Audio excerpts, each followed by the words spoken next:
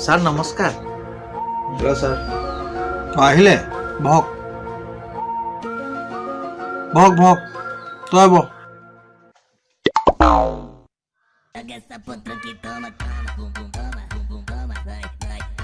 আৰু আপোনাৰ খবৰ খাতি? ভাল ভাল ভাল। তই ভাল থাকিবি, মই জানো তই ভাল থাকিবি। আপোনালোকক মতা কাৰণ হ'ল মই ইস্তিফা দি আছো আৰু তাত চহী কৰিব সি। প্ৰিন্সিপাল গ'ল তেল ল'বলৈ, সি চহী কৰিব আৰু মই চাকৰি এৰিম। মোৰ বহুত মন আছে। আপুনি জিদ্দি মুৰ্গীৰ কাহিনী শুনিছে? এটা জিদ্দি মুৰ্গী আছিলে,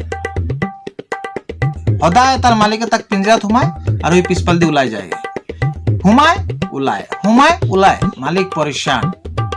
মালিকক এদিন খং উঠিলে, মালিকে কি কৰিলে, মুৰ্গীটো কাটি কিনে খাই পেলালে।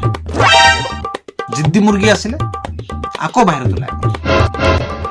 ই হয় সেইটো জিদ্দি মুৰ্গী। বাচ্চা হয় ছাৰ সৰু মৰু। মোৰ কেতিয়াবা কেতিয়াবা দিমাগ বেয়া হৈ যায়। হয় কি আনলি? চিংৰা দে দে, ইহঁতক দে, খাক খাক চিংৰা খাক। দেখ দেখ চাটনি চাটনি আনা নাই। তই সদায় আধা কামে কৰিবি। যা যাচোন, যা যা, ইয়াৰ পৰা যা।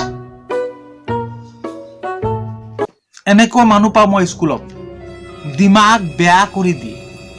কেতিয়াবা কেতিয়াবা লাগে যে গুলি মাৰি দিয়ে। বহুত কষ্টৰে মই চিকিউৰিটি গাৰ্ডৰ পৰা মাষ্টৰৰ চাকৰি পালো।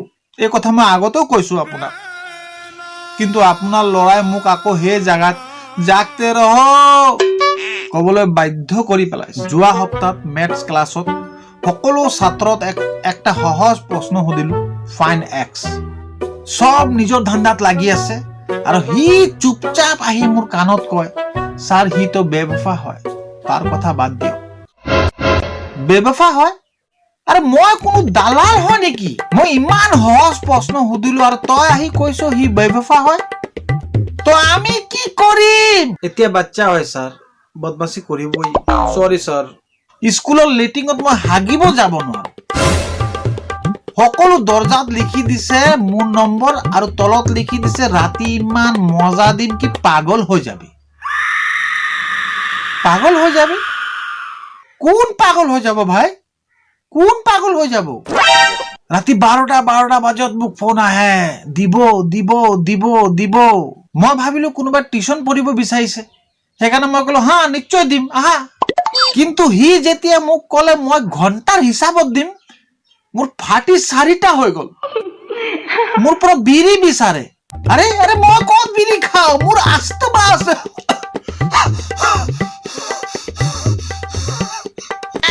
মই যেতিয়া স্কুলৰ বৰ্ডত লিখিবলৈ ঘূৰো, পিছফালৰ পৰা ইহঁতি বাবলি চিঞৰে। বাবলি নিকনেম হয় মোৰ।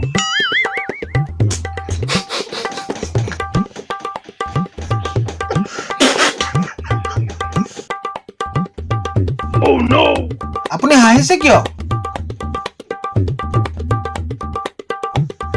বুজি গলো তই কি ক্ষেতৰ মূলা, মই বুজি গলো।